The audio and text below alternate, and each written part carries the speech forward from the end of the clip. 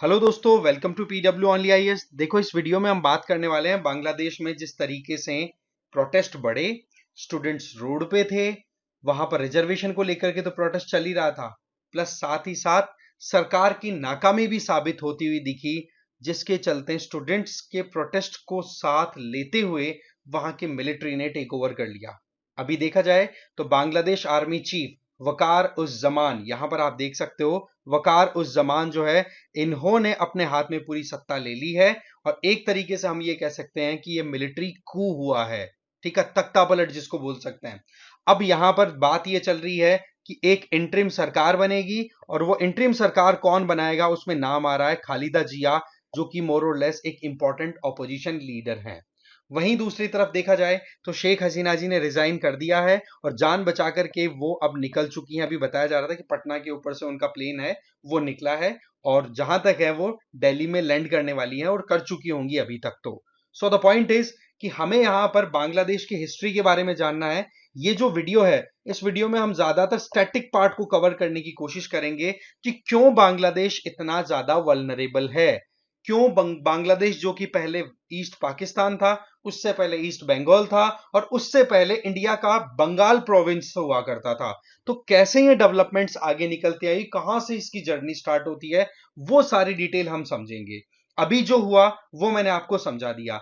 होता क्या है कि इलेक्शंस होते हैं तो उस टाइम पर एकदम से ऑपोजिशन पार्टीज ने बॉयकॉट कर दिया था। अभी रिसेंट जो इलेक्शन हुए थे, जब चीफ प्राइम मिनिस्टर बनी थी शेख हसीना जी, और ऑपोजिशन पार्टीज ने जब बॉयकॉट किया, तो उस टाइम पर डर था कि कहीं वायलेंस ना हो जाए। जो वायलेंस आज हुई है ना, उसका डर उस टाइम पे था। इसलिए फिर वहां पर बांग्लादेश आर्मी, वहां पर पैरामिलिट्री फोर्सेस ने उतर करके और फिर चुनाव कराए थे।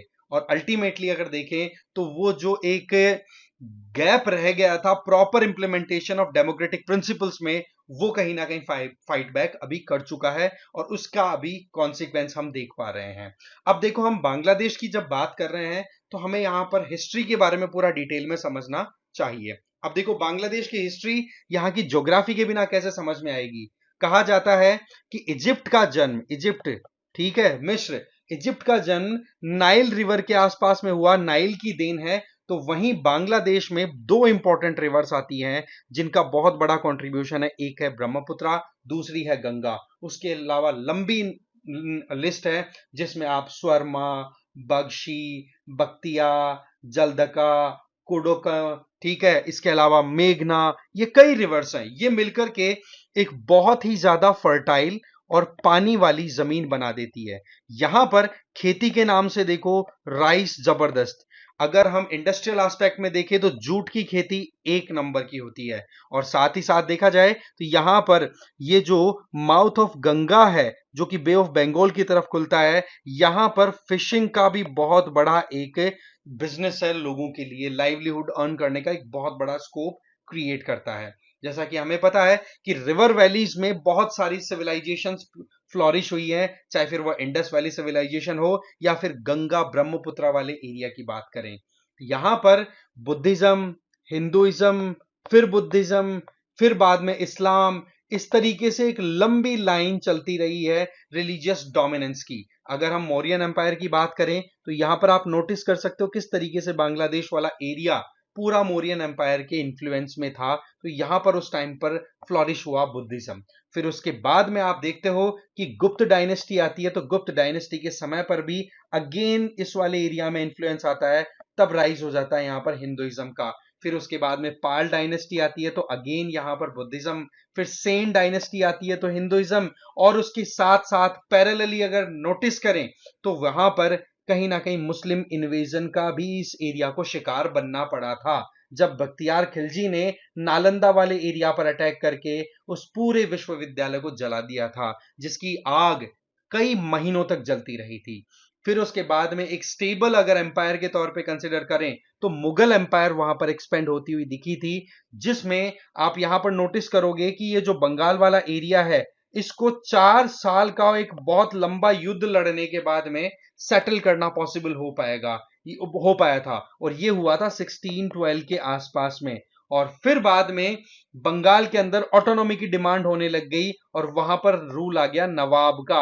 और वो नवाबों में एक नवाब जो निकल कर के आए वो बहुत ही कम उम्र में नवाब बन गए थे, सिराज उद दौला। बट आप देखते हो कि किस तरीके से 1757 का बैटल ऑफ प्लासी जो हुआ था, उसमें सिराजुद्दौला को उसी के लॉयल इंडिविजुअल्स ने एक तरीके से धोखा दिया। लॉयल तो कैसे बोल सकते हो, उसी के साथ के लोगों ने धोखा दिया और अल्टीमेटली ब्रिटिश रूल यहां पर स्थापित हो जाता है। अब आप देख सकते हो कि किस तरीके से अलग अलग डेवलपमेंट्स हुए। ये बख्तियार खलजी है जिसने नालंदा यूनिवर्सिटी को डिस्ट्रॉय किया था। तो ये एक सिंपल सी हम एक हिस्ट्री समझ सकते हैं कि कैसे वन बाय वन यहां पर डेवलपमेंट्स हुए। एक चीज ध्यान रखें कि इस एरिया में हमेशा से हर कोई डायनेस्टी का, हर एक एम्पायर का एक अटेंशन रहा है। उसके पीछे सबसे बड़ा कारण है यहाँ की जो एग्रीकल्चरल एक्टिविटीज है, यहाँ की इकोनॉमिक एक्टिविटीज है, और यहाँ के लोगों के अंदर जो एंटरप्रेन्योरशिप का जो एक बिहेव था, वो सारी चीजें अट्रैक्ट करती थी।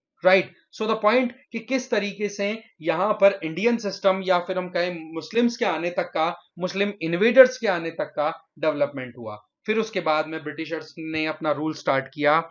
लॉर्ड क्लाइव ने 1757 में प्लासी के बैटल में आप देखते हो अपनी डोमिनेंस यहां पर स्थापित कर दी थी। फिर उसके बाद में यहां पर बहुत सारे चेंजेस लाए गए, आप देखते हो ब्रिटिशर्स के द्वारा, जिनमें एक सबसे बड़ा और बहुत ही इंटरेस्टिंग जो चेंज लाया गया था वो देखते हो कि 1793 के अंदर जब ईस्ट इंडिया कंपनी का गवर्नर जनरल ऑफ बंगाल हुआ करता था लॉर्ड कॉर्नवालिस, उसके द्वारा यहां पर इंट्रोड्यूस किया गया था परमानेंट सेटलमेंट का मैकेनिज्म।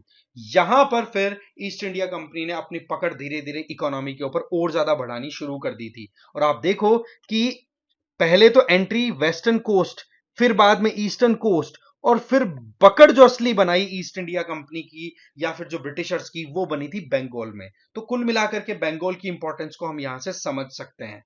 आप देखते हो कि बंगाल में इतने सारे स्कॉलर्स हमारे डेवलप हुए, इतने सारे थिंकर्स थे, उनका आना हुआ, जिनका इन्फ्लुएंस आज भी हम हमारी लिटरेचर में, हमारे हिस्ट्री में देखते हैं। राइट, इसके अलावा देखा जाए तो समय बीतता है तो इन ब्रिटिशर्स की कई ऐसी पॉलिसीज निकल के आई जिसका शिकार बांग्लादेश या फिर ये जो बंगाल वाला रीजन था इसको होना पड़ा। जिसमें जब 1773 में तो फर्स्ट रेगुलेटिंग एक्ट आ गया था, उससे पहले जबरदस्त का फेमीन आता है बंगाल में, उसमें भी बहुत सारे लोगों की जाने गई थी, कई लाख लोग मारे गए थे। और उसी तरीके का इवेंट फिर आप देखते हो 1943 के आसपास में, जो कि मैं एक वीडियो देख रहा था कुछ दिनों पहले, जिसमें एक इंग्लिश मैन नरेट कर रहा था स्टोरी को, और वो बोल रहा था कि एक साइक्लोन आया जिसकी वजह से फेमीन आ गया। कहां पर? आपके इस बंगाल में। मैंने वहां पे कमेंट किया कि भाई ये मैन मेड डिजास्टर थी, जिसमें जहां पर चावल प्रोड्यूस हो रहे थे वहां से चावल ले जाकर के सेकेंड वर्ल्ड वॉर के जो सैनिक थे उनको फीड किया गया और लोकल बंगालीज को भूखे मरने के लिए छोड़ दिया गया। तो ऐसे में 1943 फैमिन जो है एक बहुत बड़ी डिजास्टर थी अपने आप में। वहीं इसके अलावा देखा जाए तो ये वो समय था जब सेकेंड वर्ल्ड वॉर चल रहा था। उस टाइम पर जापान ने बहुत हद तक, आपको पता है जापान एक्सिस पावर का पार्ट हुआ करता था, बहुत हद तक बर्मा को कैप्चर कर दिया और फिर उसके बाद में इंडिया वाले एरिया में भी एंटर हो गया।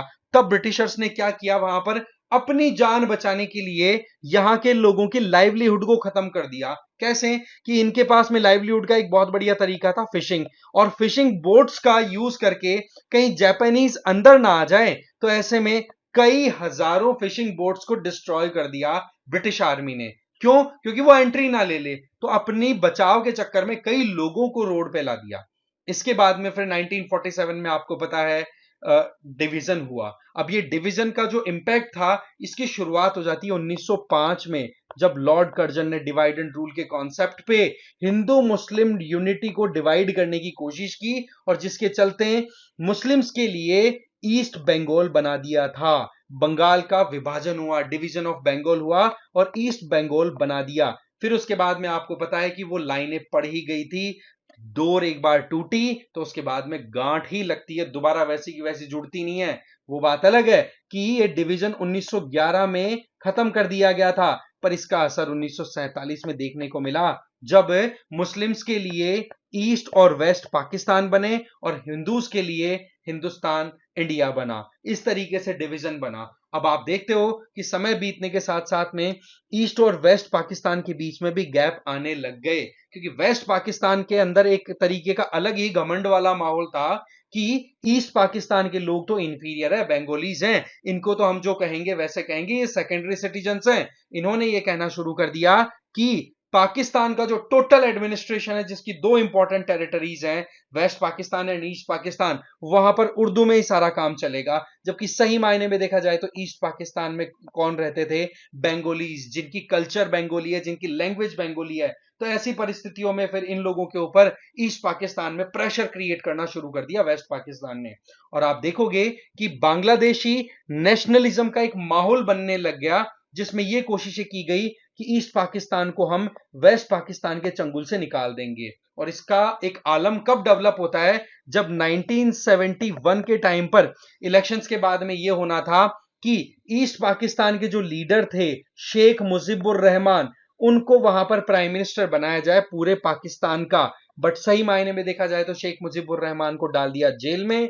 और उसके बाद में आप देखते हो कि एकदम से ऑपरेशन सर्च लाइट स्टार्ट कर दिया जाता है वेस्ट पाकिस्तान के द्वारा, आर्मी के द्वारा, जिसमें यह टारगेट था कि कहीं पर भी बांग्लादेश नेशनलिस्ट मूवमेंट दिखे, कहीं पर भी बंगाली लोग मूवमेंट करते दिखे तो उनको मारो। इसका रिजल्ट क्या हुआ कि एक मास किलिंग देखने को मिली, बहुत हद तक वायलेंस हुई, लोगों को एक तरीके से फांसी के फंदे पर लटका दिया गया। तो कुल मिलाकर के देखा जाए तो उस टाइम पर लोग जान बचा बचा करके इंडिया की तरफ आने लग गए, और ऐसी परिस्थितियों में इंडिया को मजबूरन फिर इस लिबरेशन मूवमेंट में एंट्री लेनी पड़ी। और वैसे देखा जाए तो इस मूवमेंट में जब इंडिया ने एंट्री ली तो उसका नतीजा यह हुआ कि पाकिस्तान के दो टुकड़े हो गए। वेस्ट पाकिस्तान तो अकेला पाकिस्तान रह गया और ईस्ट पाकिस्तान बन गया आपका बांग्लादेश। अब यहां पर ही बांग्लादेश की स्ट्रगल खत्म नहीं हुई है, अभी भी शुरुआत, अभी भी बहुत कुछ बाकी है। अब आपको पता है शुरुआत में वहां के प्राइम मिनिस्टर कौन बने? शेख मुजीबुर रहमान। पर भाई साहब इन्होंने भी कोई कसर नहीं छोड़ी, इन्होंने भी डिक्टेटरशिप के कई आयाम अपनाए, जिनके चलते इन्होंने बिजनेस इंडस्ट्रीज, इनके ऊपर तो अपनी पकड़ बनाई ही, और उसके साथ साथ में इन्होंने एक तरीके से पार्लियामेंट्री सिस्टम, जो कि रिस्पॉन्सिबल गवर्नमेंट का मैकेनिज्म चलाता है, उसको खत्म किया और ले लिया सारे पावर अपने हाथों में, और प्रेसिडेंशियल सिस्टम इंट्रोड्यूस कर दिया, जिसके चलते फिर वहां पर आर्मी के द्वारा कई अटेम्प्ट्स लिए गए, और एक अटेम्प्ट में तो फिर इनका असैसिनेशन ही कर दिया गया, इनको मार ही दिया गया। फिर उसके बाद में नेक्स्ट जो लीडर बनते हैं वो बनते हैं जियाउर रहमान। जियाउर रहमान कौन? जो खालिदा जिया है ना, उन्हीं के पति, ठीक है। अब आप देखते हो कि जियाउर रहमान जो थे वो आर्मी के चीफ बने, और उसके बाद में खुद को उन्होंने प्रेसिडेंट डिक्लेयर करवा दिया। और भाई साहब इनको भी फिर बाद में बहुत ज्यादा परेशानियों का सामना करना पड़ा, मिलिट्री कूज हुए और इनको भी मोर और लेस असैसिनेट कर दिया गया।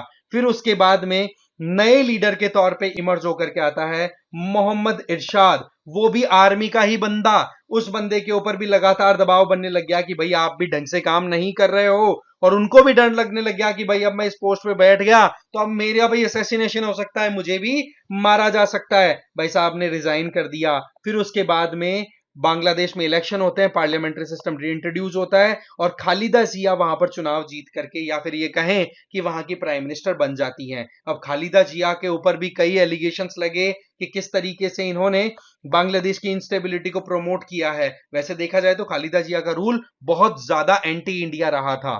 फिर उसके बाद में रूल आता है शेख हसीना का, उसके बीच में भी आर्मी का बहुत बड़ा रूल रहा था। तो कहने का मतलब बांग्लादेश की पॉलिटिक्स बहुत ज्यादा उठापटक वाली रही।